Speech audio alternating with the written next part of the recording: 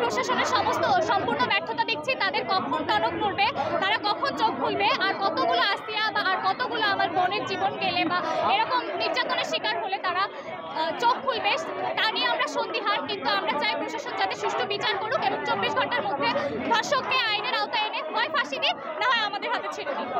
আমরা 48 ঘন্টার মধ্যে ধর্ষকের শাস্তি চাই। ধর্ষককে জনসম্মুখে এনে তার শাস্তি দেওয়া হোক। তারা ধর্ষণ হওয়ার পরও তাদের কোনো নিরাপত্তা নাই, তাদের বাঁচানো সম্ভব হচ্ছে না। কেন বাঁচানো সম্ভব হচ্ছে না সেটি হচ্ছে বের করা হোক। আর যাতে এই ধরনের ধর্ষণ না হয় সেই দাবিতে আমরা এখানে বসছি এবং হচ্ছে আমরা আমাদের নিরাপত্তা চাই। আমরা সোনার বাংলা চাই। আমরা যে সোনার বাংলা গড়ার জন্য আন্দোলন করছিলাম 1952 থেকে 1971 এবং 2024 থেকে 2025 সাল পর্যন্ত আন্দোলন করেছি, সেই সোনার বাংলা আমাদের চাই এবং সেই সোনার বাংলা আমাদের দেওয়া হোক এবং আমাদের নিরাপত্তা দেওয়া হোক। আমরা যাতে স্বাধীনভাবে চলাফেরা করতে পারি, আমরা বের হতে পারি, আমাদের যাতে আর এভাবে ধর্ষণের শিকার না হতে হয়।